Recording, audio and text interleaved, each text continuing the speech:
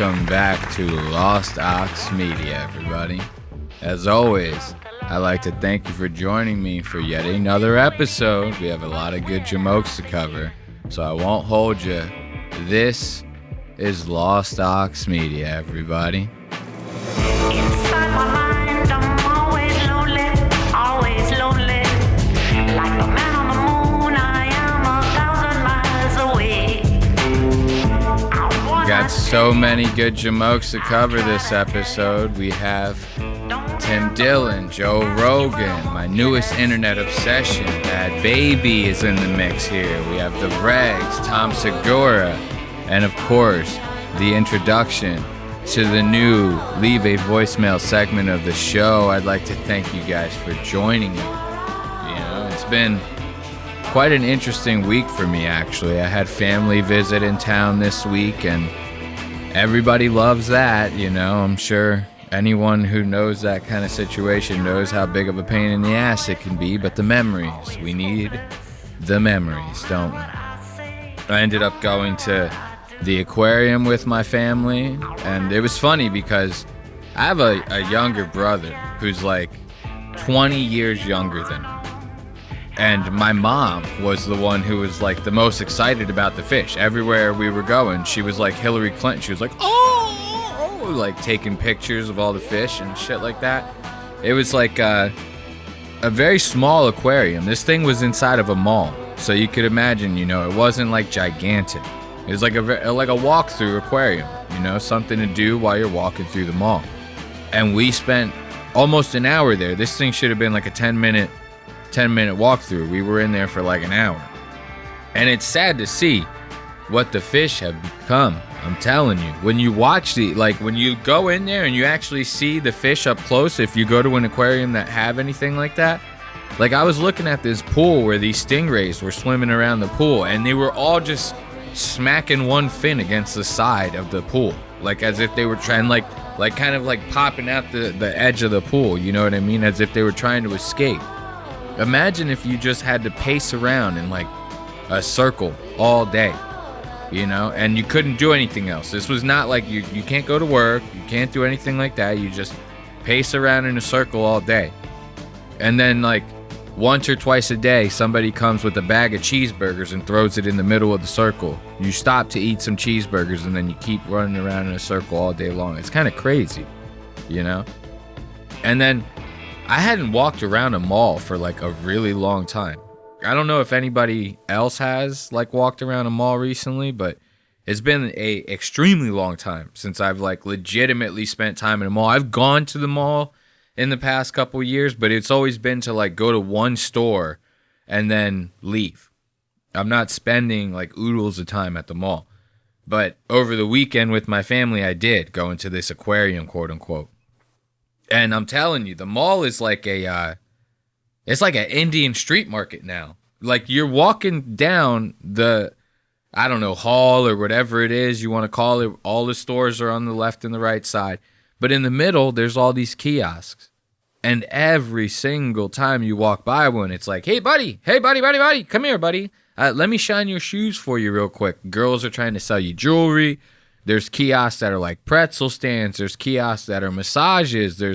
It's like anything you might need is in a kiosk in between the stores. It's like a whole nother shopping experience, except you're getting like catcalled the whole time. It made me feel like a woman almost. Like every single time I walked by one, they're like, hey, buddy, come here. I got something that you might need, and you got something that I definitely need. You got a wallet, and it's got some money in it. Hey, buddy, come here. And it's like, what the fuck? It kind of takes away from the experience of a mall. But I'm telling you right now, the mall is not dead.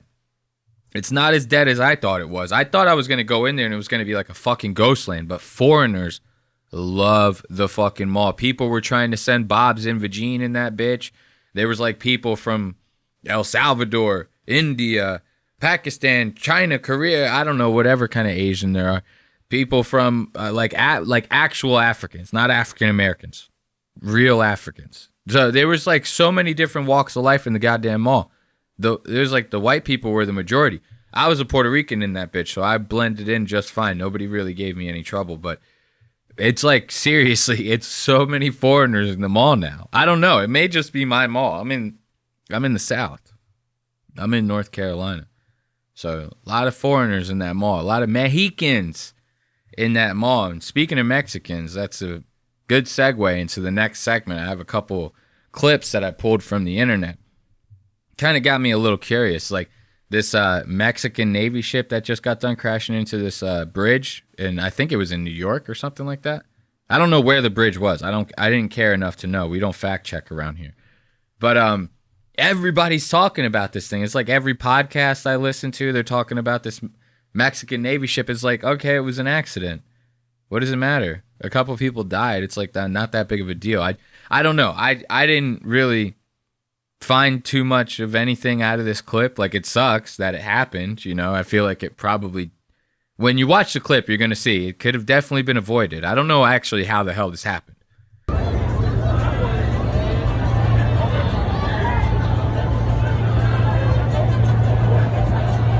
Look at this.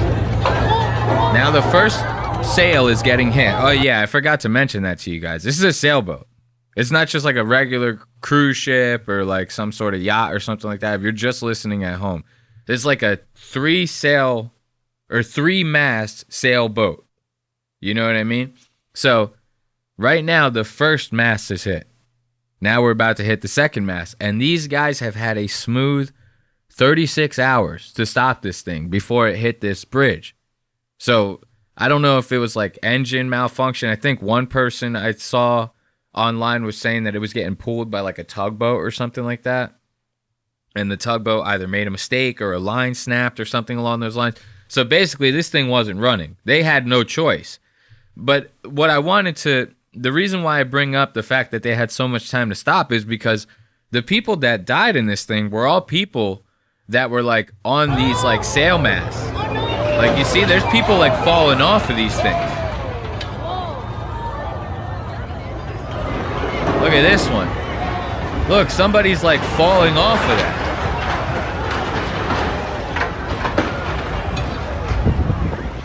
This is like the Mexican Titanic. It's like, my heart will go on, S.A. My heart will go on, S.A. And here's the crazy part.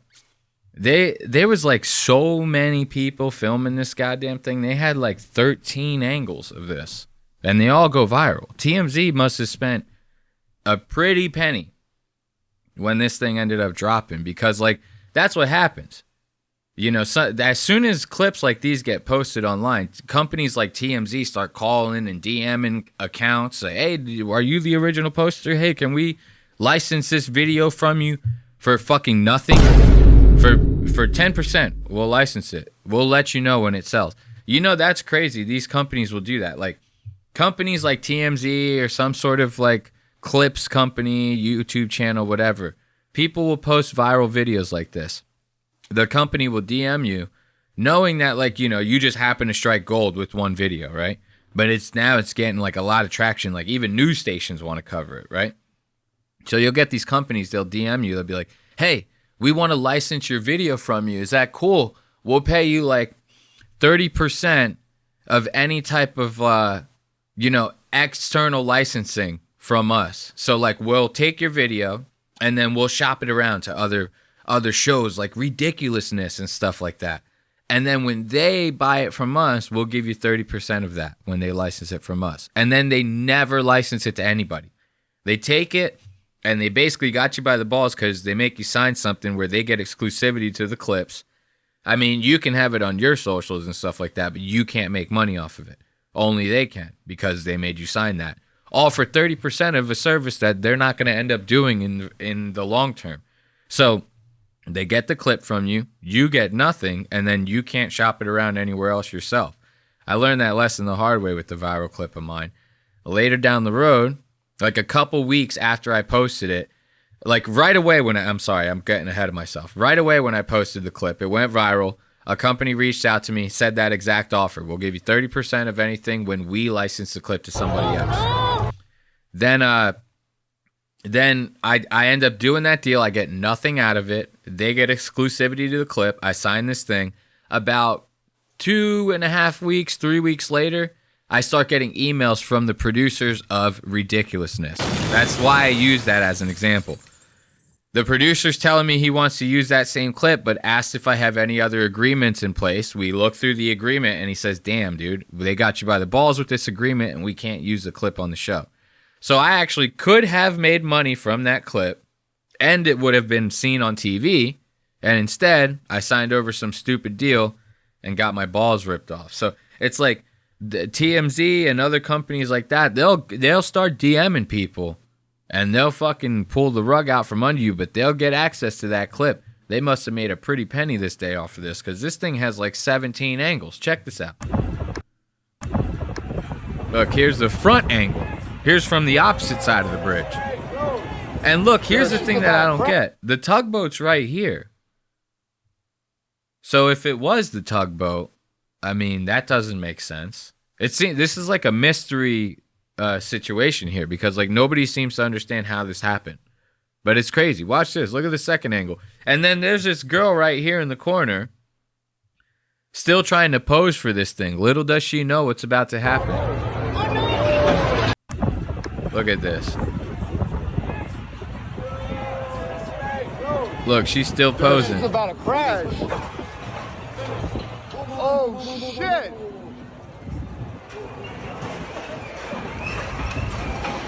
I love that. That guy in the background. Oh shit! That shit about to crash. See, look at this. If you ask me, Yo! see, I think they did it on purpose. I feel like the Mexican Navy, Mexico might have started getting pissed off about Donald Trump's immigration policies or something like that. They were like, you know what? Send in the whole cavalry. Load the burrito launchers, send in the whole cavalry. We're sick of this shit. Because we can't send anybody over. It's getting overcrowded here. Look at that thing. And look at how many people are still on the sails. Look at how many people are still on them. Like, these aren't props, bro. These are like fucking people that are chilling on these things. They just had to watch all their buddies get fucking massacred, dude. That is crazy, man. Let's give it up. Yeah, and then look. You have this photo right here. Shows you. Look at all these people. Every single one of them just hanging out. And they watched all their little Mexican jumping bean buddies get fucking demolished by that goddamn bridge. That sucks, man. Let's give it up. Let's give it up for the Mexican Navy. They tried to get us, you know. You tried, but you can't succeed, dude. America, we're built too tough for that. We're built for tough. This was actually, I had a feeling this was the person who ended up. This was the captain of the ship right here. This is who was driving the ship. Yo, what the fuck? It was Nancy Pelosi. She's about 8 margaritas deep, and those are big boys. She's about 8 margaritas deep. She's driving the ship. Next thing you know, crashes into like the Brooklyn Bridge or something like that, man. Can't get any better than Miss Pelosi. You can't get any better than Miss Pelosi. What else do we have here on the docket? We have this Bad Baby clip. This was something... I thought this was crazy when I saw this. I was like, is this actually real right now? Like, am I actually listening to somebody try to, quote unquote, speak their truth here? You know? So I'm scrolling through like Twitter or whatever the hell it's called nowadays. This thing has like a different name every time I open it up.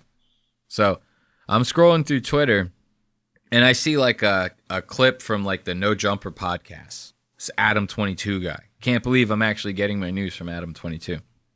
So I see a clip from No Jumper is talking about this Bad Baby chick. You guys remember her? She was like, cash me outside. How about that?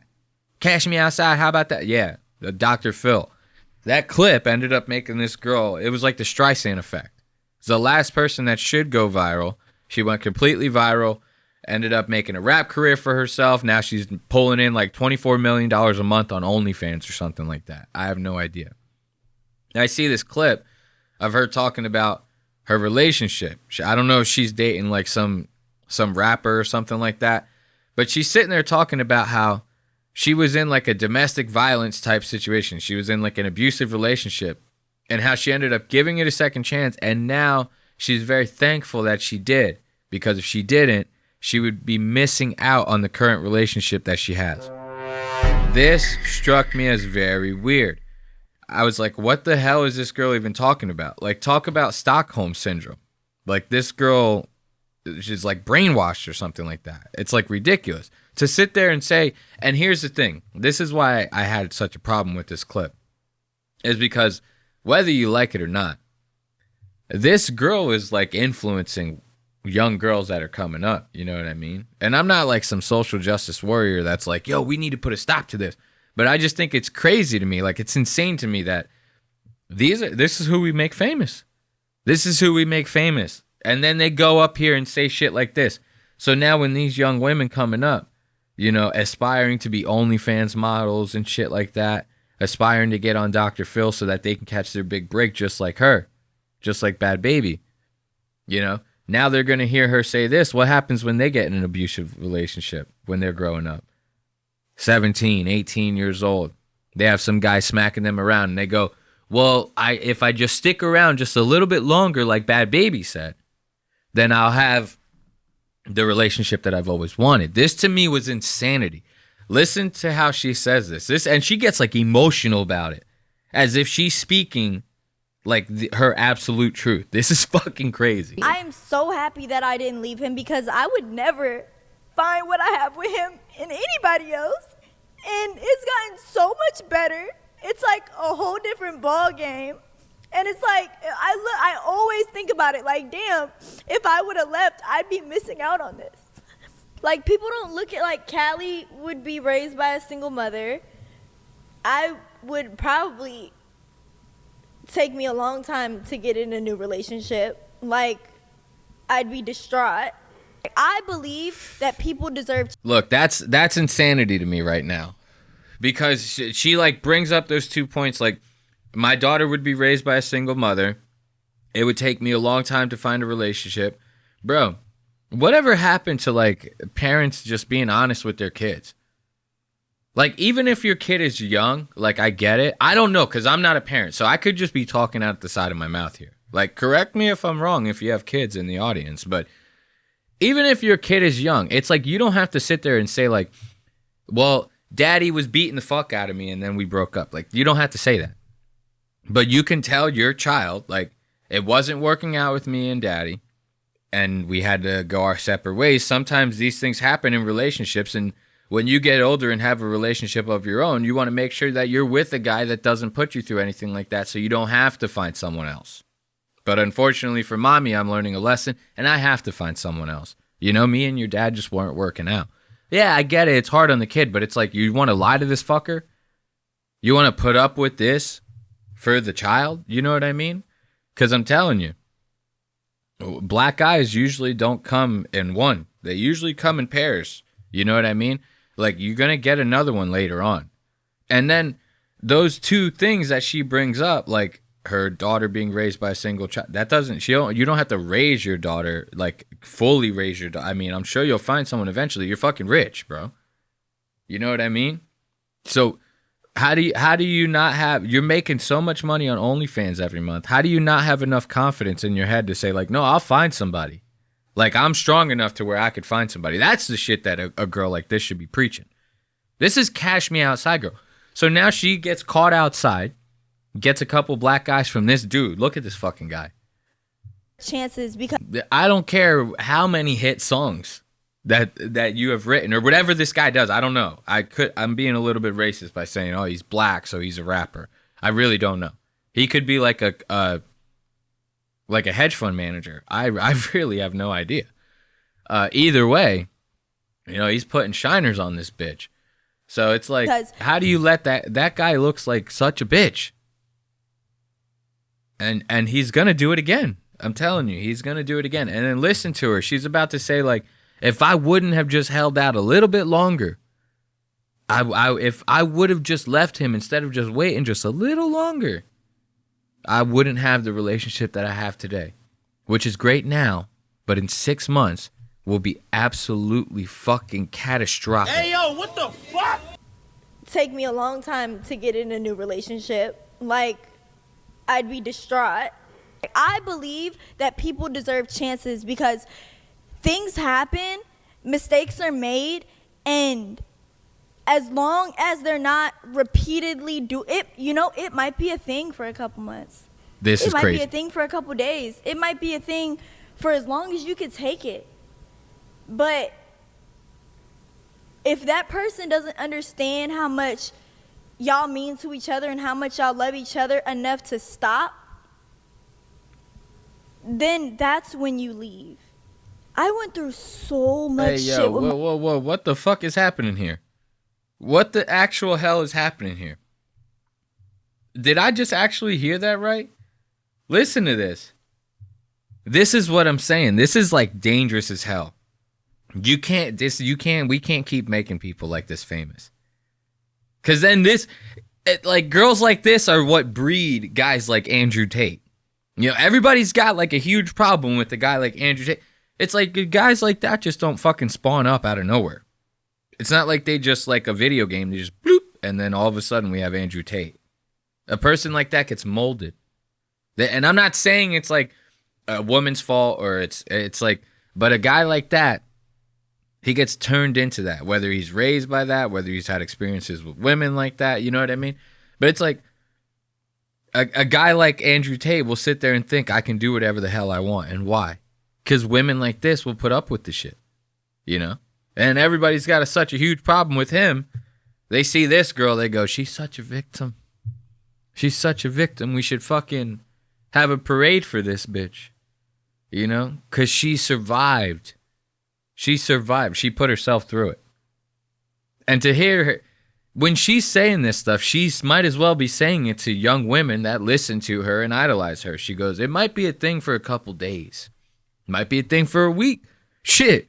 It might be a thing up until a week before he dies.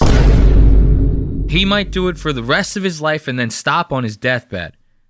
You have to decide whether you want to put up with it for the love, for the relationship that you know you could have. You know, if he stops all of this, you know, it's a roll of the dice. Yeah, it's a roll. Who cares? I'm rolling them fucking dice. And this is the craziest part about it is like she seriously doesn't realize it's like that good behavior, quote unquote, that shit will last like a year tops. A year tops. And then you're going to ask this guy to unscrew a pickle jar and he's going to beat the shit out of you. And you're basically telling young women to do that by sitting here and saying this. We have to listen to this one more time before we end this clip because this is actually crazy. As long as they're not repeatedly it might be a thing for a couple months. It might be a thing for a couple days. It might be a thing for as long as you could take it. But if that person doesn't understand how much y'all mean to each other and how much y'all love each other enough to stop, then that's when you leave. Bro, it shouldn't have happened. After the first time, you call the police, you never talk to the guy again. You know? You never talk to the guy again. Let's give it up for Bad Baby. You know? She's going to be shaping a lot of women's futures with this kind of talk, you know? And the craziest part, I don't know the podcast, but she was on this like, they call them like boppers or something like that. It's like girls who live in like OnlyFans houses and just do like webcam content. So it's like you talking to a generation of sluts and you're going to just turn them into punching bags. That's nice. I like that, you know? I love that. So what do we got next? Let's actually get into a little bit of Tim Dillon, you know? My man Tim Dillon, I love me some Tim Dillon, right? So this was funny. So I've been watching Tim for a little while, you know? Who hasn't? The guy's a very popular dude. So he was on Rogan not too long ago, right? And as I'm watching this Rogan, he starts talking about this CNN interview that he had and how he had a nice long hour-long conversation with this CNN reporter and how after the interview, they go, oh, well, we don't know if we're going to release the whole thing. We might edit it down, you know, make you look like shit and then put it out there, you know, see how our audience likes it. And Tim made a big stink about this on Rogan. He goes, no, put out the full clip. They got to put out the full interview. They're fucking trying to edit shit. And I was telling them, Rogan's the man because Rogan doesn't edit anyone. Rogan doesn't, like, try to influence anyone's decisions or how they do anything. That's why everyone likes Rogan so much. I found that to be very rich because I could poke holes in that and turn that whole fucking saying into Swiss cheese quicker than you could fucking blink. I'll tell you that right now. And I think we might just do that in this next segment that I think I'm going to call Your Favorite Podcast Sucks. Hey, yo, what the fuck? So let's check out this Tim Dillon interview. This is very rich. This is very, very rich. She's about to ask him, what's your relationship like with Joe Rogan? Listen to this.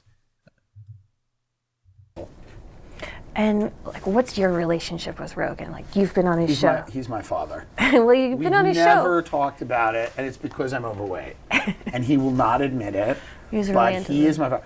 No, I've been on his show multiple. He's a great friend. I respect him, and he's been very nice and generous to me. How does going on his show affect your career? People, he shares his audience. He's got a massive audience. He allows you to come on and say what you want and be funny and be interesting or whatever you're going to be, and he shares his audience. It's a very generous thing to do, and there's not a lot of people who do that, by the way. Funny that you say that, Tim, because like every single podcaster does that. That's what's so rich about this. Tim's over here globbing up Joe Rogan as if Joe is in the room overseeing the interview, right? And Tim doesn't normally do that. Tim's like always talking shit about others. Like even his greatest comedian friends, he'll talk shit about. He's like a shining example of like, your friends talk shit to your face, but will always defend you behind your back. Like that's the kind of guy that Tim is. So I guess this is a behind the back situation, right? He's talking nice about Rogan behind his back, but to glaze him like this is kind of crazy to me, right? And then he goes, oh, well, Rogan shares the audience. He shares his audience, which not many people do. Every podcast, every comedy podcast shares their audience. If Tim goes on History Hyenas, they're sharing each other's audience. When Flagrant has Joe Rogan on, whatever, if Flagrant has a comedian on, they're sharing audiences. When Andrew Schultz is coming out with the new comedy special, and he ends up on every single fucking podcast that you could possibly imagine. You guys remember that? This guy had like a special come out. It was like you couldn't turn on a podcast without Andrew Schultz being on there. It was like I was watching like My Favorite Murder. Andrew Schultz is like the fucking guest on that. You're watching like a financial podcast about like accounting. Andrew Schultz is on it. Why? That's everyone sharing audience with each other. That's like the whole game here. They're all friends. They all go on each other's shows. They share audiences, and that's how they grow and sell tickets. So for him to say something like that, like nobody else does it, Joe Rogan's the innovator, to me, that was like a crock of shit. And now listen to this. This is what that says to me. When I see Tim globbing him like that, saying like he's the only one that shares audiences and blah, blah, blah, it kind of gets it in my head that I'm like, oh, well, these guys are going to start like influencing their decisions in comedy, who they talk to, certain jokes that they tell, maybe even some of their political views to try to get on Rogan's side. Now Rogan holds it. Not only does he have the biggest podcast in the world, now he's got like the biggest comedy club in America. Their comedians are talking about how well they get paid to play there. It's like everyone's going to want to suck this guy's dick. So whether you like it or not, he's influencing comedy as a whole, right? And this reporter's about to ask him about this, and listen to his response. Are some of them annoyingly right-wing? I suppose. Okay, just something else related to that. So one comedian who was like kind of in that world, Yes. Fox, etc. Yeah. That I tried to interview. His manager told me that he wouldn't do an interview with me because Rogan would get mad at him for talking to CNN. What the fuck? Did she just say what I thought she did? Did she just seriously say what I thought she did? Look at this poor young woman. She has like this, I don't know if is she trying to seduce me when she talks? Is she? I hope she's not trying to seduce Tim. That would be actual insanity. But like when she talks, it's like very like seductive. It's like sexy. Almost gets me like aroused. So she's like, well, you know, you have the comedy thing and like Fox News and like, you know, you think like one guy told me that he wouldn't talk to me because Rogan would get upset. And I'm like, yo, this chick is like, I would tell her everything. I think this is like their like strategy, but it's not going to work on a guy like Tim. Tim's gay. And it's so funny. The funniest thing about Tim is the fact that he's gay. And it's not because he's gay. It's because Tim is gay, but he is like the manliest guy out of like all of his friends who were all straight. It's like every straight guy in comedy is like way less manly than Tim Dillon is. Like you wouldn't even know Tim Dillon was gay. Like he could tell you he was gay and you wouldn't even believe it. You would have to actually see like a dick in his mouth to believe that he was gay. So I wonder if like CNN throws chicks like this in there, they go, her soft voice is going to really get these guys. It's going to penetrate their shell. They're going to start getting horny and start telling her everything. It doesn't work on Tim. If you think Tim is going to drop the glaze that he's putting on Joe Rogan with this seductive voice, you're wrong. And That's untrue. That's completely insane. Okay. That's completely insane. Okay. That is completely nuts. He was afraid of you. Oh, okay. He thought you were going to come in and really rough him up or something. There's no such thing as Rogan would be mad at someone for talking. That's crazy. Oh, well, that's good to hear. Okay. No. Good. I'll let him know. You think that's how it works? Rogan sends emails. I know you don't. I think would- that, but that's a crazy thing. Like Rogan's like, "What are you doing? Oh, you're doing this? No, do Gutfeld instead." No one cares. See, this is the thing, though. This is what Tim's trying to like minimize what she's saying, and it's total crock of shit. I don't like this side of Tim. I don't like this. I like when Tim's sitting there going to bat for Kevin Spacey, when Tim talks all of his like I'm rich, you're poor shit. That's the kind of Tim that I like.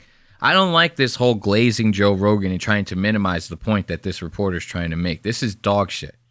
Because he's sitting there going, oh, you think Joe is like sending emails saying like, don't talk to CNN, don't talk to them. No, of course he's not.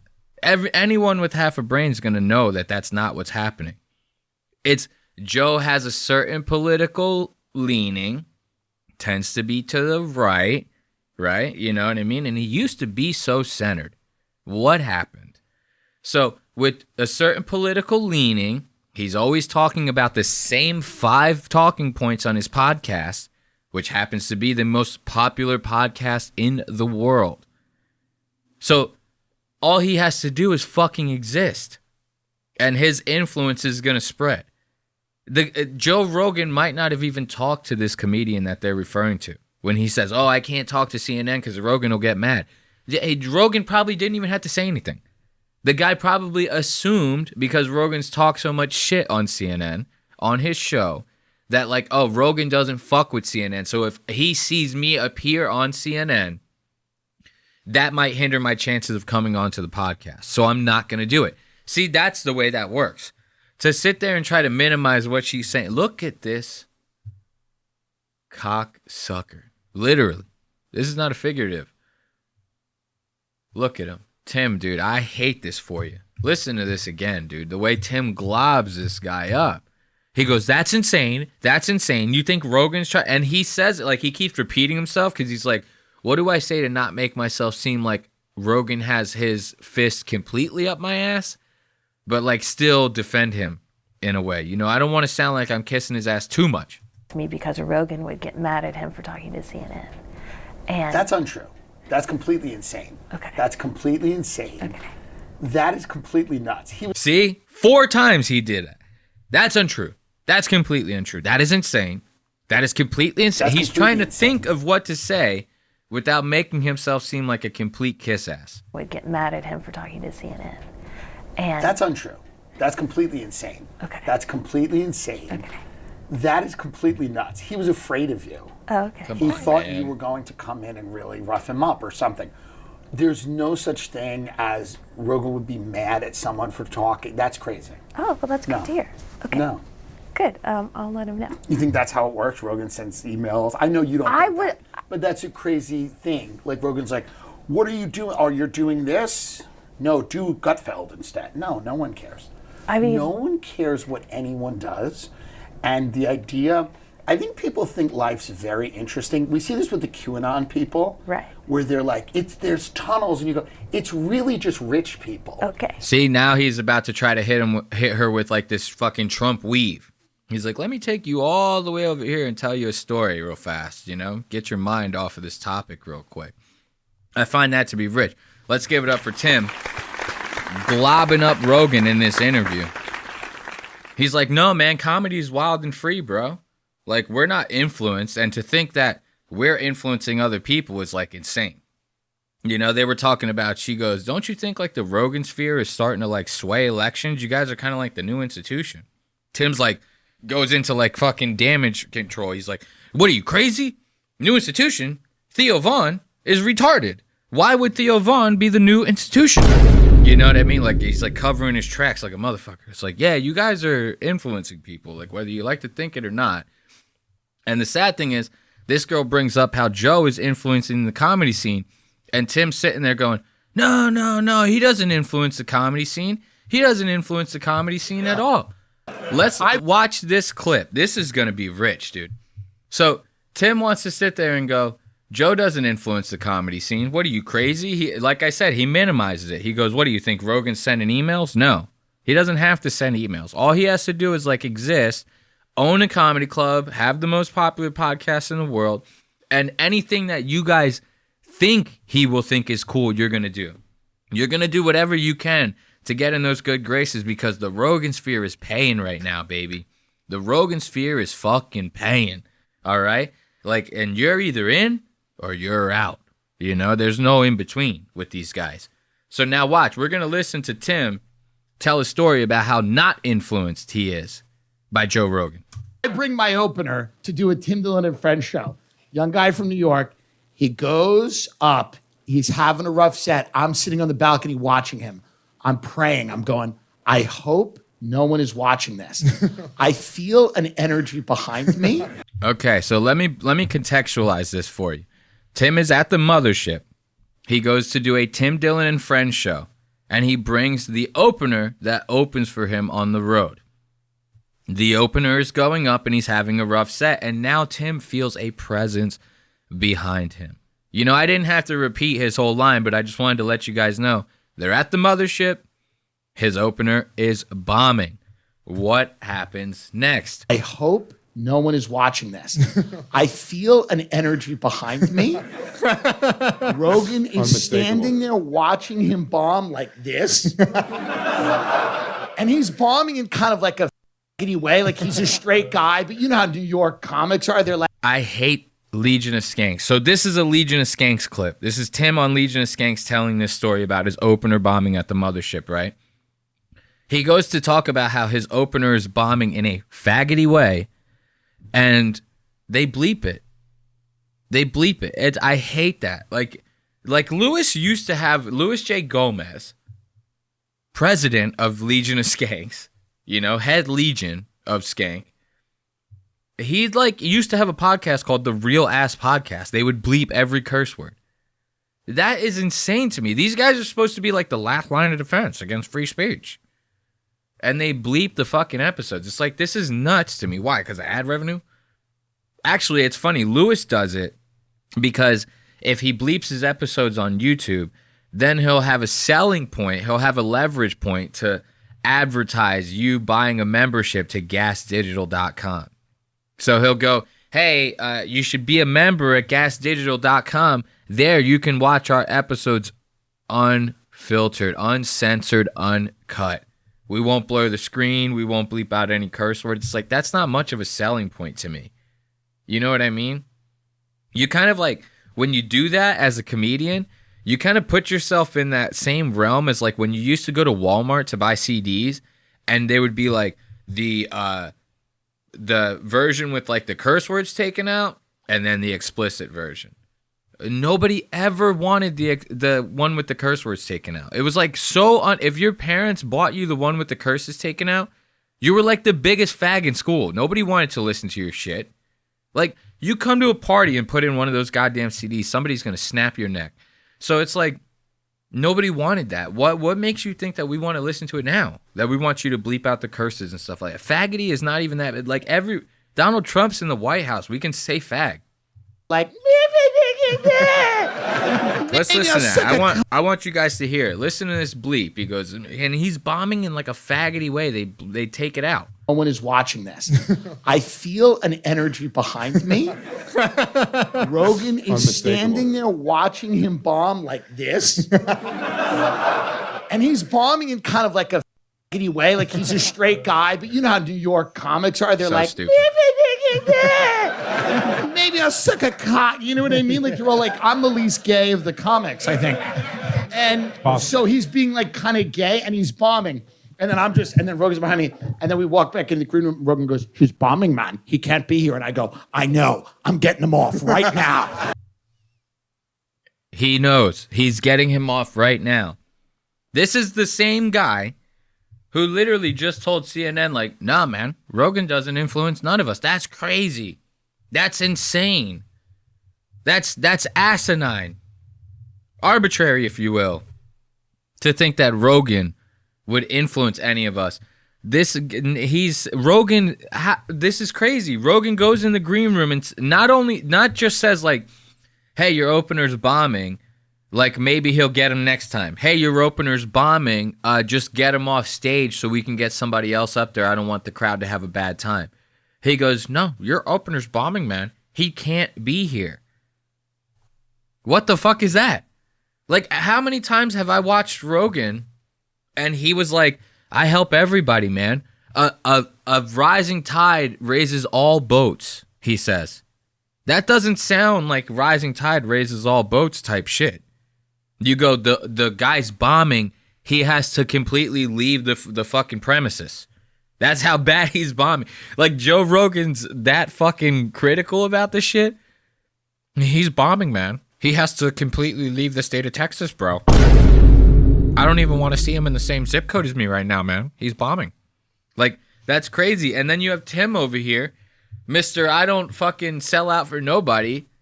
Mr. No, Rogan doesn't influence anyone. And in fact, he wants to help us all do good. You know, he'll help anybody, give him the shirt off his back. You guys have Rogan in a bad light. You know, you guys really give him a bad rap. But yet I will kick out a close friend, work colleague, and my opener from the road completely out of the fucking the facility, all because you're pissed off that he's bombing at your club. That's crazy to me. This does not sound like a man who's uninfluenced.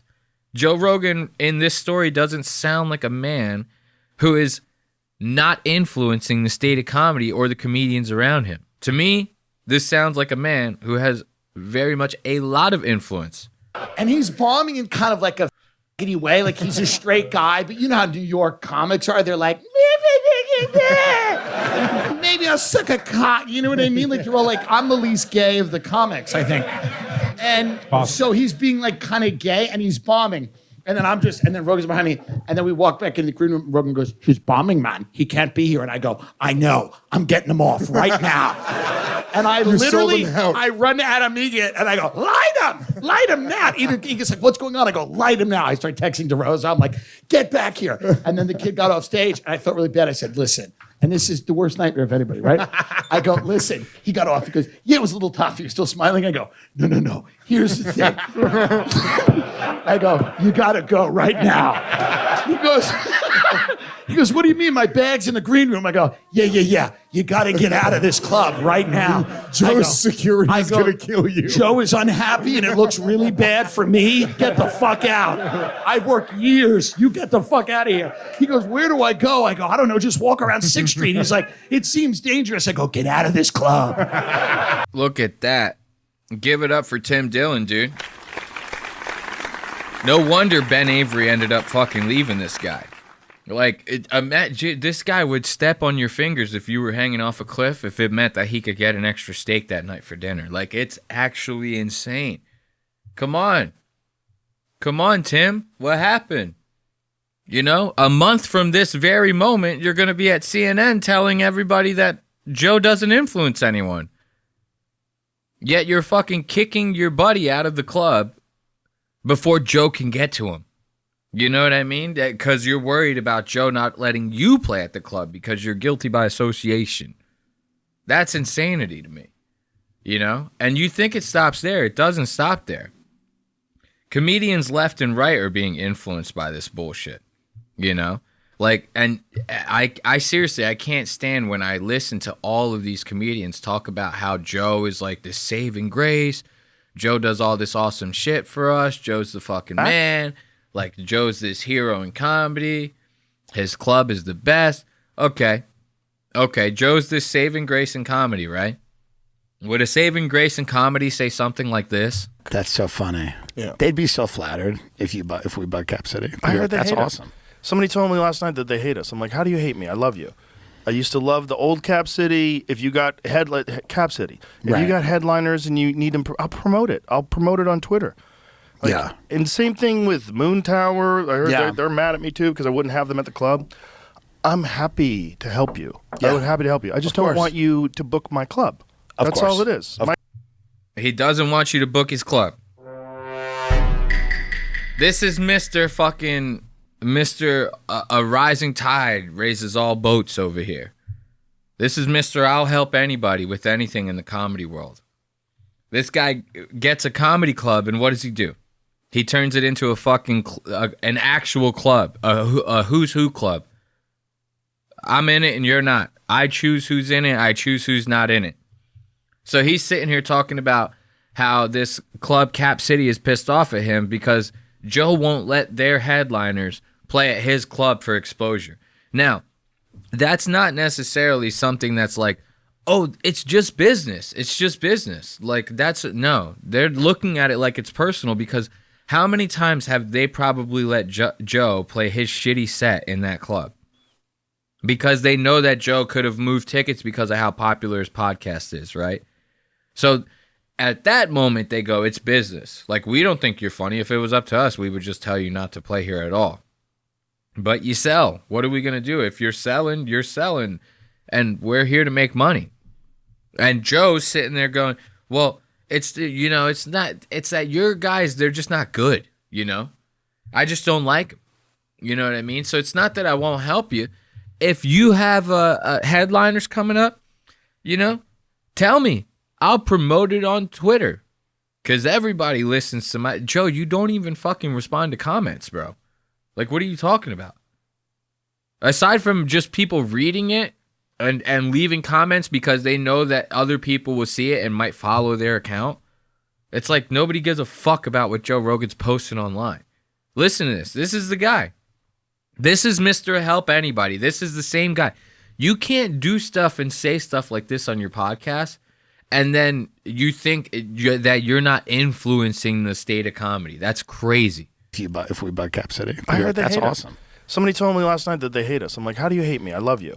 I used to love the old Cap City. If you got Cap City, if you got headliners and you need them, I'll promote it. I'll promote it on Twitter. Like, yeah. And same thing with Moon Tower. I heard they're mad at me too because I wouldn't have them at the club. I'm happy to help you. I'm happy to help you. I just don't want you to book my club. That's all it is. My club is sold out every night. Yeah. And it's guys like you and Shane and Ari and all these. I don't want anybody else booking it. It doesn't mean that I don't support your cause. Of course. I just don't want you coming into my establishment. That's all it is. And then to say it like that. It's not that I don't think, like, you know, I support your cause. He can't even sit there and say, like, it's not even that I don't think you're good because Joe doesn't want to lie. So he has to say some stupid ass shit. Who says that when it has to do with comedians? Ever. Who would ever say that when it has to do with comedians? It's not that I don't support your cause. What's the cause? I thought comedians are just trying to make people laugh. What kind of cause are they trying to do? Why are you saying it like that? Why are you wording it like that? You trying to get around something? Like, that's what it sounds like to me when I hear this. And then to word it the way he does. It's not that I don't support your cause. It's that I just don't want you at my establishment, you know? It's like, that's all it is. It's not that I think that you're beneath me. It's just that I don't want to look at you. You know, it's like you're basically saying the same thing here, buddy. So let's give it up for Mr. Rising Tide over here. You gotta love Mr. Rising Tide over here. Can you believe that? And look, I'm not done. I'm not done with the point that I'm trying to make right now.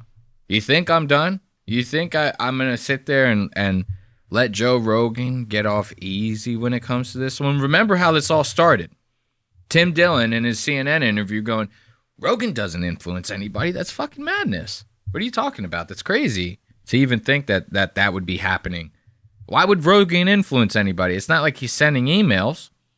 Okay. Womp womp. Now, so you just got done. That's how it started. And we just got done listening to Tim talk about how his opener bombed at the mothership and he completely kicked him out of Austin, Texas altogether. Made him leave his bags and everything. Then we got done hearing Joe talk about how if headliners aren't quote unquote up to snuff with him or whatever, he doesn't want them at his club. He doesn't want to book them. He doesn't even want to see them. You know? Sounds pretty fucking divisive to me. A guy who's saying definitive shit like that is eventually going to influence the people around him, right? But now listen to this. That's so funny. This I like. They'd be so Shut the fuck up. This I like right here. This is a good clip. This is a very good clip. I'm watching the regs, right? And these guys, they start talking a little mothership, a little comedy mothership. They start talking a little Austin, Texas. That makes my ears perk a little bit. I'm like, oh, God, I got all these clips in my notes already. It's like, what else could I possibly add on to this point? This is a good little cherry on top right here. Listen to these boys. This is the regs right here. It's Louis J. Gomez, Joe List, Bobby Kelly, dude, and fucking Dan Soder. Mr. Dan Soder. Fucking deepest voice in Hollywood. So second to Sam Elliott. So these guys, they have this podcast, The Regs. They start talking about Joe's club in Austin, Texas, but they're not like really praising it at first. You know what I mean? And then they change their tune. They start sucking a little dick later, but when they first start talking about it, that's the part that caught my attention. Listen to this. This is great. It was really cool. She tried to do these like, hey, just buy some drinks. All the shows are free. She missed out on so much money. Yeah. She could have had so much money. Well, here's what's sad, too. She could have had all of us. She went to Austin, opened up this amazing Creek in the Cave. Yeah. And then Rogan opened up a fucking club. Look at that. So right from the rip, these guys are like, yeah, it's kind of like under their breath. Bhabie is saying like, yeah, it's kind of fucked up. This one club owner opened this awesome-ass Creek in the Cave, worked her ass off, probably saved up years to do it, was very excited to finally break into the Austin market. As soon as she does it, about a year goes by, 2 years go by, and Joe Rogan opens up a club. What do you think that does? That club that Joe opened up, every club owner in town has to fucking hate his guts. There's no way that they don't. That's the equivalent to like you having a mom and pop shop and a Walmart opens next door. Everybody knows Walmart. Everybody loves Walmart, quote unquote. You know, people are there. Walmart's got the numbers. It's the same concept with Joe Rogan. He thought to himself, like he's either that disillusioned or like he's an asshole down in his core. He's an asshole and he knows what he's doing. Like I always thought Joe was a pretty self-aware guy, so I'm leaning towards the latter of him being an asshole. He has to know what he's doing. So it's like he says, quote unquote, that by him opening his club, he's helping out the comedy scene in Austin, the comedy scene throughout the country, as a matter of fact. He's paying better. It's a better experience, the whole nine.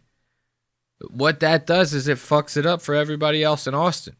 Now everybody wants to go to your club. They're not going to go to the others. It's going to be like a ghost town and all those. They're going to be fucking subjected to like open mics all the time. You know what I mean? They're not going to get as big of names as you, and they're not going to be able to fill up as many seats as they could have if you weren't there. You know, you might be changing the landscape a little bit, but let's not forget about the people within arm's length that you're kind of fucking over by doing all of that, right? You know? So this is what Bobby's pretty much saying by bringing up this point. She could have had so much money. Well, here's what's sad, too. She could have had all of us. She went to Austin, opened up this amazing Creek in the Cave. Yeah. And then Rogan opened up a fucking club. But I've heard from what I've heard from people that I know in Austin, it is like the alternative for like you can like the Comedy Mothership is so tight knit, right? And it's I also heard it's not a fun hang if you're an Austin comic. What the Mothership? If you're not like in with Rogan and his crew, if you're coming up, it's not like the Cellar. The Cellar. Whoa! Wait a minute! It's not a fun hang. What do you mean it's not a fun hang? I thought it was like the best hang. Every single time I hear Rogan talk about the green room on his show, he's like, bro, we're having the greatest time in the green room. I'm playing my playlist. I don't let anybody touch the aux cord. So it's always my shitty ass music on the playlist. And everybody's having a great time. At least that's what they're telling me. You know, they're telling me they're having a good time, so they must be having a good time. Now you got the real comics. Like these are the dudes that are not in Rogan's circle. Yeah, Rogan might say, "Oh yeah, I'm cool with all these guys." These aren't the Rogan sphere guys. You know what I mean? Shane Gillis, Mark Norman, Ari Shaffir, Ron White. You know what I mean? Tom Segura. Those are the guys. Tim Dillon. You know, those are the guys. You're not the guys. So this is what I like about Dan. Dan's not the guy. He knows he's not the guy. Dan probably doesn't want to be the guy. You know, so he's like, fuck it. I'll say it. I'll say it out loud. It's not a fun hang. It's not a fun hang. And that's saying a lot. Because the whole point that these guys try to make with justifying their jobs is they go, we're having fun. It's like, I would do it for free. You know what I mean? I love it so much, I would do it for free. It's that much fun. So now Rogan's got this club that everybody wants to go to. It's the most unfun place in town. It's the most unfun place in Austin. But yet everybody wants to be there. That's a sad fucking thing to hear. You know, that's like you might as well be clocking into work now if you're going to try to play the mothership. You might as well actually be clocking into a 9-to-5 office job. Because I mean, who wants to try to go into a green room with 18 Navy SEALs sitting outside of the door, questioning everything about you before you walk in? That's crazy. It's not a good time for anybody. I love to hear Dan bring this up. It's crazy. I love it. Dan Soder, man after my own heart. Rogan opened up. Yeah. A fucking club. But I've heard from what I've heard from people that I know in Austin, it is like the alternative for like you can like the Comedy Mothership is so tight knit, right? And it's I also heard it's not a fun hang if you're an Austin comic. What the Mothership? If you're not like in with Rogan and his crew, if you're I like that. Look at Bhabie when he does that. He goes the Mothership. He goes, yo, Dan, you might be getting us in trouble here, dude. I don't know if I like that, dude. You trying to get us in trouble, dude. Because I'm actually trying to play Rogan's next month, dude. If you're an Austin comic. Look at his face. The Mothership? If you're... Look at that. The Mothership? The Mothership is a... He's really looking at Dan like, dude, will you shut the fuck up, bro? You're going to fuck this up for us. If Rogan doesn't like one of us, he's probably not going to like all of us. You're not like in with Rogan and his crew. If you're coming up, it's not like the Cellar. The Cellar, you could sit at the bar and feel awkward. Yeah. I've heard the Mothership, you have to get past Navy SEALs to get into the green room. Right. I love Rogan. I love the club. I think it's perfect, and I don't know what you're talking about. I have no... Hey, yo, what the fuck? Joe List over here. Joe List, of course, the first one to suck dick. You know why? We're gonna go to this time code later. This is hilarious. You know why Joe's so quick to suck dick? This is crazy, dude. Joe was pitching a comedy special this past year. Netflix wouldn't pick it up. As a matter of fact, nobody would pick it up. And wait until I show you this time code later. Wait until you hear the depths that he resorted to release this special because nobody wanted it. What's the matter? YouTube fucking didn't want it either? YouTube wouldn't let the upload button wouldn't work? That's crazy to me. Wait until you hear this time code later. But I wanted to emphasize this little glob job that Joe's about to do. Jokingly, of course. He says it's a joke. It's a joke. I love the Comedy Mothership. I would never talk shit about the Comedy Mothership. And then after he says that, you'll hear him. He goes, I'm actually supposed to play there like in 2 months. Right. I love Rogan. I love the club. I think it's perfect, and I don't know what you're talking about. I have no idea, and every time I go there, I feel joy in my heart. You fucking only club that when they go, do you want to come? I go, yes, before they even say, and then I feel joy. Yeah, and he swung me. I'm all in on Trump. Oh my God, dude. Smart guy. Very smart. Yeah, Very little corruption. I just Nice. bought Max, me and Max, bow and arrows, compound bows. We started shooting. And So you won't have your Zuckerberg moment with Rogan when he asks you what kind of bow you have? Oh, I don't know what that means. Does he shoot a bow too? Oh, he does. Oh, it's just coincidence then. I love elk meat too. That's cool that's coming. Dude, the thing I brought it up. I love it, guys. It's a joke. We're joking. We're not trying to really glob them. You know what I mean? Why would we try to really glob them? That's crazy. You know? I love that. So this is what I'm talking about with the initial point of Tim's interview. It's like to sit there and try to talk all this shit. And the funny thing was, like I said earlier, when the interview had happened, Tim was going on Joe Rogan making this big ass deal like they're trying to lie, they're trying to edit the interview down, man, to like create their own narrative and stuff. Meanwhile, you're going on there, they release the full interview and you're creating your own narrative about Joe Rogan. Sad to see what's a piece of shit that you've become, Mr. Dillon. It really is the saddest that I've ever seen. So next I want to talk about my newest internet obsession. This is a guy named Jeremiah Daniel Johnson. He's like the FUPA workout master. This guy is actually fucking insane because he does these TikToks where, you know, everybody tries to have like a hook on the TikTok, right? They want something that's going to capture you and get you watching like right away, like the first 2 seconds or something, right? So his whole thing is he's like a physical trainer or something like that. But he specializes in people that have like weird body fat, right? So it'll be people that have like a seemingly normal upper body. And then when you get to their hips, they have like elephantitis. And like their hips are like fucking huge. Their legs are huge and all fat and crazy and shit. Or like people with like huge fupas and stuff like that. Like he tries to do all that. But how he hooks you, as a matter of fact, I'm not even gonna. Let's look at I'm going to show you this guy. I'm going to show you how he hooks you right now. This is going to blow your mind. Watch this. So, if you want to shrink your breast by losing some body fat. Look at that, dude. This guy.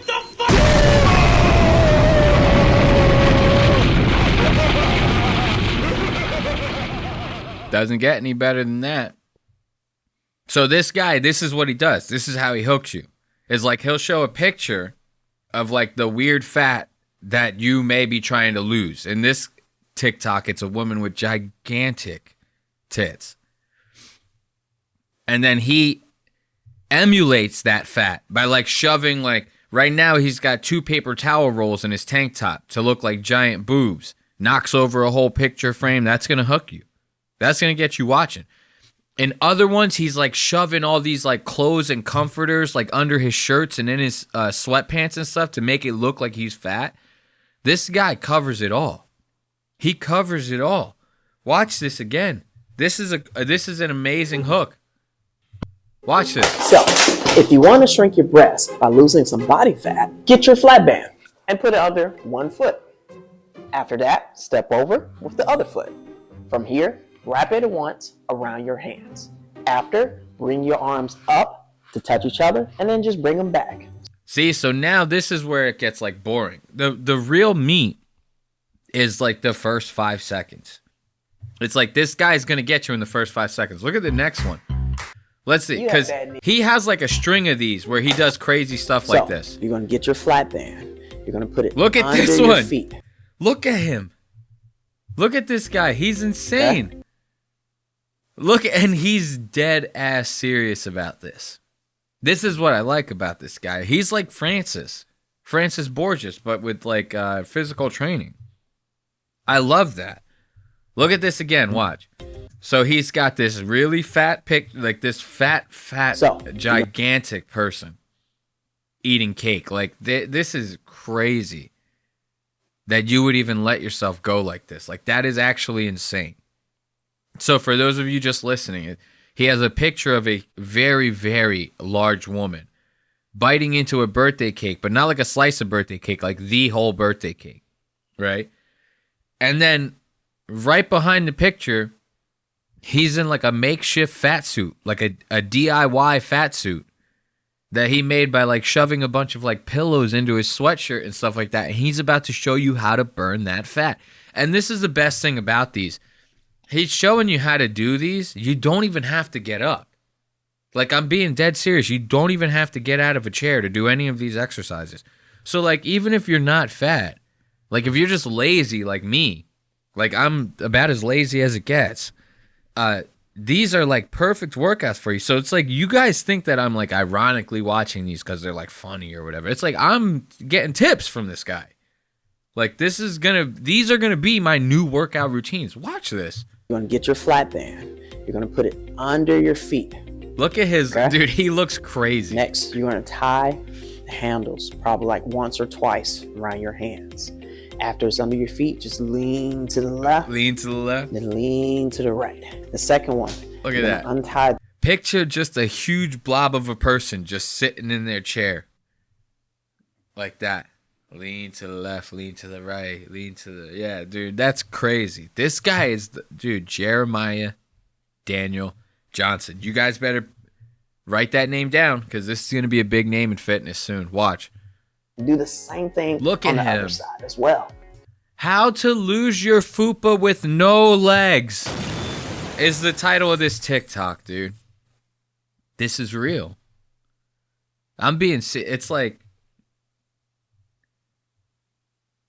That's crazy. And then he shows a picture of this girl with like the hugest fupa, but she clearly has legs. Like she's propping one up. Look at this. So we don't want to get too deep in there. We don't want to lose ourselves, get lost, you know, have a rescue team have to get us out of this thing. But you can see she has one leg propped up. So this is a person that still has both legs, but he's pretending to have no legs. He's sitting on his legs and he has like sheets stuffed in his sweatpants to look like he has a fupa. This is solid. This guy is the next big thing in TikTok as far as I'm concerned. You're trying to lose your fupa with no legs, just get your flat band. Now, in order to lose this fupa, you have to know it's an area of fat, so you can't target directly. Matter of fact, you lose body fat all over at the same time. So it's best to work out your full body. So you can do that by taking your flat band, flipping it behind your back, and from here, just putting your arms under the band. And what you want to do is just press straight out. This is taking care of your chest, your core muscles, your arms, and your shoulders. Wait, hold up. This doesn't even make sense. How's that even going to work out your fupa? I mean, he's like essentially telling you to like bench press kind of like with the bands almost. So it's going to work out your upper body, but your fupa is still going to be completely intact, if you will. Like, that doesn't make any sense to me. I don't know. He might be losing me with this one. If you wanted to work out your back, you can take this. We don't want to work out the back. We want to work out the fupa. What is he doing? Wrap it about 2 or 3 times around each one of your hands. And from here, just pull it apart, just like this. This is also working out your shoulders and your arm. Those are not the fupa, bro. Come on. What are you doing? Hold up. I might have spoke too soon on giving my praise to this guy. I don't endorse him. Not yet. Not yet. That's not a good way. Like, I'm being serious. That's not a good way to, like, if you want to get rid of the fupa, you do like, I would do like crunches or something. Or like, I know this is going to sound crazy, but I would do leg raises if I was going to do that. I know you're trying to work out the fupa with no legs, but you could still like lift the nubs and do leg raises, and that would work out like the lower abdomen, the fupa area. You could do bicycle kicks. You know what I mean? Like, these are things. This guy's a quack. Hold up. I spoke too soon on him. He's a quack. Here's 2 exercises for flabby arms. What is this? All right, ladies, can't be afraid to break your nails or get them dirty. What I want you to do is put this over one hand. Wait, Joe, so now, for those of you listening at home, he has like, you remember when you used to twist paper in school? You would twist it in like a really, really thin cone, and then you would tape it, and you would put those on the ends of your fingers to make it look like you had super long fingers. He has that on both his hands right now. And he says he says, ladies, I know you don't want to break your nails, so you can do this exercise, and you could still have a full nail set. This is crazy. Now, I want you to grab this band on the top right here, right? With the second hand, I want you to grab it here at the bottom, and from here you can work out that tricep, that bottom arm. So just flex that arm down. It'd be a lot easier to tell what you were doing if you didn't have these fucking things all over your fingers, man. We got to go back to the fat suits. Just like this. That's working out the back of your arm. Oh, wait, he does have it. I almost didn't even notice. He does have a little bit of bed sheet inside of his sweatshirt to emulate that fat part. See, this guy's good. I take it all back. He's the attention to detail spot on with this guy. Okay. And then for the second here, you can just put this band under your foot, curl that band, and just curl it up. All right? Do just like that. Now, if you like band workouts like these. See, this is all obviously just to sell these bands. Let's see what else he's got. I need some more fat suits. There it is. But I'm working on something. I might not be impressive there right it now, is. but I'm working on something. I might not have any money right now, but I'm working on. Look at that. That's good shit right there. You remember what I told you guys about with the elephantitis legs? Now we're talking here. Now he's doing it. He's got like 2 comforters in each leg, each pant leg of his sweatpants right now. I can only imagine what it's like to film these things at home. Like, he's probably going to like the thrift store and buying like a bunch of different bed sheets and stuff like that, because you can only do so much. You can only fill up so much. All right, ladies, try this to tone your inner thighs. So you're gonna get your loop band. All right, you're gonna put both of your legs. He's got an actual actor in here. How much you want to make a bet that's his girl? Because those brothers, they love like an oblong shaped white chick. You know what I mean? They'll do anything to get into the center of that cream. Inside this loop band. So put it around your ankles. From here, what you're going to do is just move one of your legs in a circular motion. You want to do this about 4 sets of 12, 3 times a week. And of course, switch legs. And of course, looks like she accidentally let her underwear drop to her ankles and she's having trouble getting it off, man. Let's give it up for Jeremiah Daniel Johnson, FUPA workout master extraordinaire. I mean, it doesn't get any better than that if you ask me. So let's take it to the voicemail segment of the show, why don't we? I love this segment, you know? It's the first time we're having it, but first time's a charm. You know, that's what I always say. First time is a charm.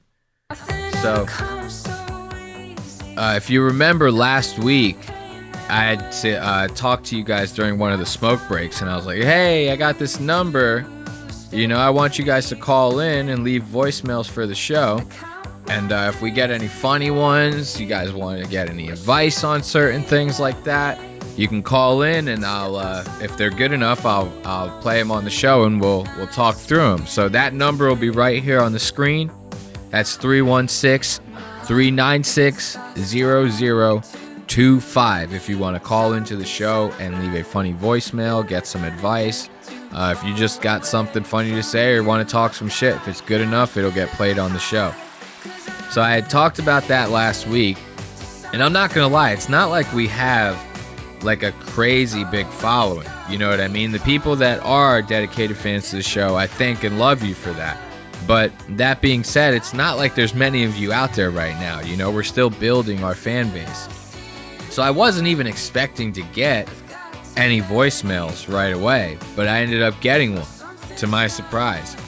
And it was a very interesting voicemail. I will say that, coming out the gate. It took me a couple times to listen to it to actually understand what it was that this person had wanted. But I do have the voicemail here. I don't know who it's from. This one's anonymous.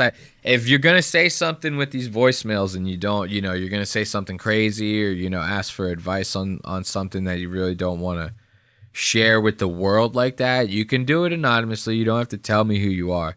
So this person ended up leaving a voicemail, and I wanted to play it on the show so that we can try to talk it through for this person. Let's give it a listen. It's our first voicemail, listener submission. Okay, so I'm not even going to talk around. I'm just going to be dead ass. Just got broken up with, 28, living with my parents. have few prospects of the future being better. Just wondering, like, how much weed I gotta smoke until the shit stops, because this is getting annoying. Like, I'm not. Wait, hold up. Because that was a little low at first, and it's kind of hard to understand, right? It's the guy's talking a little fast, so let's play it back. I'm going to raise the volume a little bit. Okay, so I'm not even gonna fuck around. I'm just gonna be dead ass.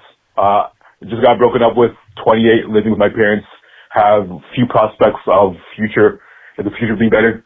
Just wondering, like, how much weed I gotta smoke until the shit stops, because this is getting annoying. Like, I'm not saying that I have a small dick. I'm not saying that I don't have enough confidence to get a girl. I'm saying, like, this shit is annoying. Please help. Okay, bye. Okay, so what I got out of that was you just got broken up with, you're 28 years old, you're living at home with your parents.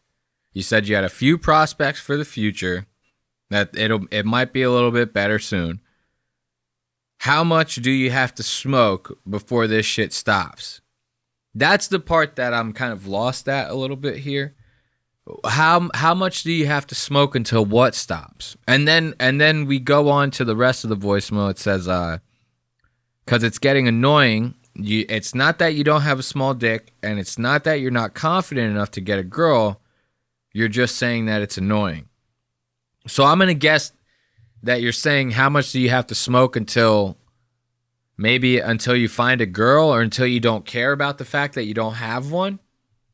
I'll say this first and foremost, man. The first thing we got to tackle in this situation is, what are you smoking?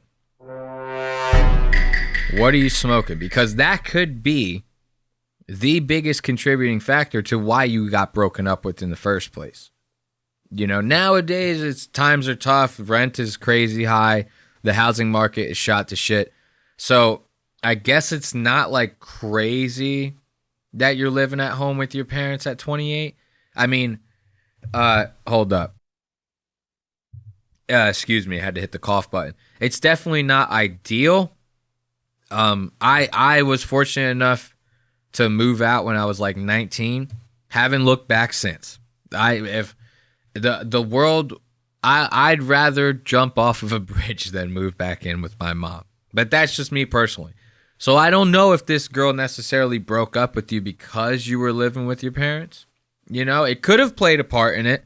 You know, if you're smoking a bunch of angel dust or like crystal meth and you live with your parents, that's going to be a good reason for any girl to break up with you. Any girl with stable mind and body. So that's the first question. Are you smoking like some crazy shit to try to forget about this? And here's the thing.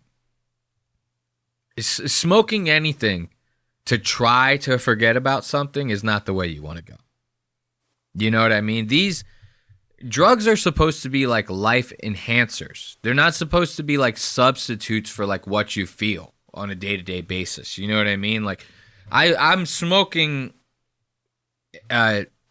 artificial intelligent joints on the show, right? They're all AI. None of them are real. But that's to enhance the show. It's not to like make me forget about the fact that I'm doing it, right? You know what I mean? So that's one piece of advice that I'll give you coming out of this voicemail is like, you don't want to try to do any smoking or drinking or any type of substance to take yourself away from like problems, to make you forget about stuff. Because it doesn't work. I'll tell you that right now. It doesn't work at all. How do I know? Because I used to drink every single day. I'll get personal with you guys right now. I used to be like a crazy alcoholic. I was like the type of drinker that was like, if I was not physically sleeping, like lights out, snoozing, I was drinking. All day, all night, drinking my ass off nonstop. I shook that habit, luckily, and it changed my life for the better in many, many ways. Women department being one of them. You know, nobody wants to really cuddle up at night with someone who smells like booze all the time. You know, nobody's going to want to cuddle up at night with someone that smells like weed all the time or meth or whatever it is that you're smoking. I don't know. I don't think I heard you clarify that. So that's going to be like the first piece of advice that I would give in these types of situations is like, don't try to smoke anything to forget about something that's happening to you. And if I'm hearing you talk about that as like a solution to your breakup problem, you might have been smoking too much during the relationship, and that shit might have been a no-go with her. You know, she might have been like, oh, it's cool that you smoke. I'm 420 friendly, but it's like every fucking second of the day. And there's a caveat to that, right?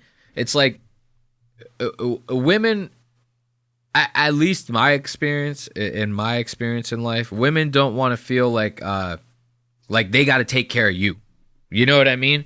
That's just the way it is. They don't want to feel like they have to take care of you in any capacity, whether it's the rent being paid or, you know, having your own place or you being too high to function throughout the day. They don't want to do that. You know how many times I've been in a relationship with a girl, the girl has never made a decision the whole fucking relationship. I have a girl steady that I'm seeing right now. She's never made a decision the whole time that I've been seeing her. I literally, every single time I'm around her, she goes, what do you want to watch? I don't know, you make the decision. What do you want to eat? I don't know, you make the decision. She's never made a decision in her life. Ever. Not once. So it's like, girls don't, and I'm not saying that's every girl. I'm saying typically girls don't want to feel like they have to make the decisions for you. Like they have to walk you through things. Like they have to hold your hand for stuff. So if you're like too high already to function throughout the day, I mean, that's not a good foundation for a relationship, right? And then on top of that, you live with your parents. I mean, let's just be real here. Let's just be real. I'm going to be real. I'm going to feed it to you straight. Like, so you're already 2 strikes on that. You're smoking a lot, whatever the substance may be, and you live at home with your parents. Now, again, that's not crazy to hear. You know, you might live in New York State or New York City for all I know. And it's so expensive to live in New York City. Trust me, a lot of people are living with their parents. If not, they got roommates. Hardly anybody's living by themselves anymore. You know what I mean? Unless they bought a house like back when the shit was sweet, when the housing market was actually good. If you buy a house now, you're buying at the top and you're retarded. But I'm getting past the point here. So there's 2 pieces of advice right there. I would quit the smoking and I would strive to at least leave my parents' house in some capacity. Because trust me, if you haven't left the nest yet, when you do, it's going to give you like a whole new level of confidence. You're going to like, it's going to change your whole outlook on the world. For one, you're going to have to be responsible for yourself for once. And number 2, you're gonna finally like feel a different sense of freedom. You even if you lived at home with parents that don't care about you and just let you do whatever the fuck you want, it's still different than living on your own. There's a different sense of pride that comes with it, right? So that's gonna help you out in ways that you can't even believe. If you can get out of your parents' house, that's gonna make a huge difference with women. You know, it's gonna make a very big difference. And if you can do it while smoking, I mean, fucking hats off to you, buddy.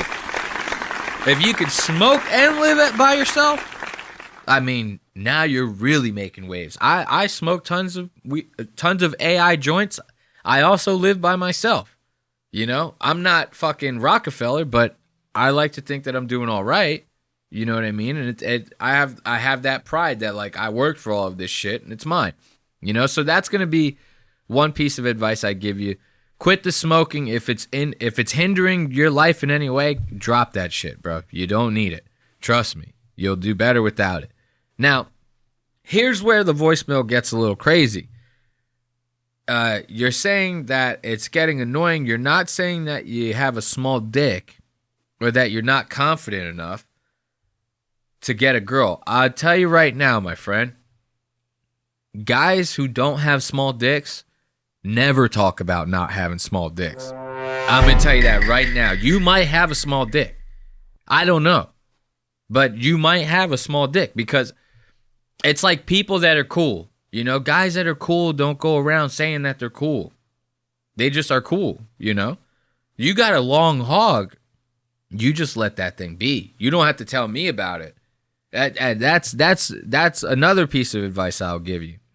Leave your dick out of the equation, my friend. Leave your dick out of the equation. You had no reason to spread that filth on my show. No, I'm joking. But in all seriousness, leave your dick out of it. You really, honest to God, you had no reason to tell me. It's not like hearing this voicemail, I was like going like, oh, I bet this guy has a small dick, like when I was halfway through it. So your dick was like the furthest thing from my mind, hearing this voicemail. 9 times out of 10, your dick is not the problem. It's the thing that's attached to the dick that women tend to have a problem with. You know, guys with micro penises get laid nowadays. You know, it's all about who you are on the inside. You know, you could be rocking a Tic Tac, but if you got a Ferrari and a heart of gold, you're going to get some puss. I mean, you're going to get some puss. So let's be real here. The small dick, let's leave it out of it. The confidence part, let's talk about this. So confidence is a double-edged sword. A lot of people don't realize this. A lot of guys don't realize this. Confidence can be a double-edged sword. I'll tell you why. Because too much of it is a bad thing. Not enough of it is also a bad thing. So you really have to find this like sweet spot, right? And the sweet spot doesn't happen to be in the middle. Every person is different. So every person's sweet spots are going to be different. You know, people have a certain like cadence of talking. People have a certain tone when they speak. People walk a certain way and carry themselves a certain way. So the level of confidence that you have is really going to either complement that or kind of send that off tilt, depending on who you are and how you portray yourself. You know, so if you're like a skinny, timid guy, having too much confidence is going to come off as inauthentic. Does that make sense? Like, and I'm not saying that if you're skinny or and timid, you're doomed to live that way the rest of your life. You can be fucking Vern Troy. You could be mini-me and be confident. Midgets are confident. I mean, look at Brad Williams. That guy is in like an open relationship. He's confident. You know what I mean? But he's not, you can't be too confident. When you're too confident, then you start tilting over into the cockiness area, right? And that's when women start to get turned off. Not like turned off sexually, just turned off, period, by who you are, your attitude in general. So those are the pieces of advice I'd give you. 1, you got to try to get out of your parents' house. 28 is pushing it, bro. Like, when you turn 30, then you really got to get the fuck out. If you're still there. Now, there are exceptions to that. You know what I mean? Like, if your parents are, like, sick and you need to take care of them and stuff like that, like, obviously, it's like, don't leave them, you know, to be vegetables in their houses by themselves with no one to take care of them. We all get that. As a matter of fact, if that was the situation and you live with them, that might even help you get some more puss. You know, that might help you even more. So unless you're taking care of like sick and dying parents, get the fuck out of the house. Trust me, they're going to be fine without you, and you're going to be way better off without them. Next, let's calm down on the smoking a little bit. Just a smidge, drop that shit. And if it's weed, smoke less of it. Don't smoke with me during the show. I don't smoke to get you guys to smoke. I smoke because I want to smoke during the show. You guys can follow along, but if it's going to fuck your day up, don't do it. You know what I mean? So move out of the parents' house. Let's drop the smoke, no matter what it is. Let's drop the dick talk. Because if you're mentioning it to me, you might be mentioning it to other people too. And trust me, nobody wants to hear about it. You could be in the middle of hooking up with the girl, and she doesn't want to hear you go, I don't have a small dick. You know what I mean? She doesn't want to hear it. You can't be doing that. And trust me, real life is not like porn. If you're having sex with a girl and you're sitting there like trying to say something like erotic, like, you like that big old cock? You know, it's like, that's corny as hell. Chicks, the girl's going to look up at you and be like, what the fuck are you even doing right now? So let's drop that. The confidence thing. This is probably the part of all of this advice package that I'm dropping off at you that you should take to heart the most. Remember, like I said, confidence is a double-edged sword. So too much of it is going to fuck you up, and too little is going to really fuck you up. So find that sweet spot. You know, it's going to be hard to gauge because you're the one, but you'll start to notice people's reactions to the way you are when you're around them. You know, you're going to be able to tell. If you're anybody with a sense of self-awareness, you'll be able to tell how you come off to people at least a little bit. You know, so try to find that confident sweet spot so that you're not coming off as a cocky lunatic. And maybe you'll end up finding a girl, you know? Whoever it was that ended up leaving this message, I definitely want to thank you for having the guts and the courage to even call into a show like this to leave a message. I definitely want to thank you for, you know, getting a little vulnerable and trying to talk to me about something that you really might be struggling with. And I hope that my advice helps you out at least a little bit, because if none of that advice works, you could always jump off of a bridge. So let's give it up for our caller. Yeah, I hope to get some more calls from you guys in the future. Remember, that number is 316-396-0025. Actually, that's going to be the conclusion of this episode of Lost Ox Media. We're going to turn up the music a little bit. As always, I'd like to thank you for joining me for yet another episode and sticking around to the end. You know, we're changing up the format a little bit. We're changing up the time a little bit. You know, we're still coming into our own and trying to find our way. But with fans like you and supporters like you, we're going to get there sooner than later. And this show's going to be a hit. Be sure to go to lostox.media to catch up with all things Lost Ox Media. You can watch full episodes of the show. Sometimes our episodes get taken down due to copyright on YouTube. Or you can support the show by buying merch. Be sure to call into the show if you want to leave a voicemail, get some advice, talk some shit. If it's funny, it'll make it on the show. That number is 316-396-0025. As always, I'd like to thank you for coming to another week of debauchery where we make you take a second look at what you just watched. Until next time, I bid you adieu and bid you goodbye. See ya.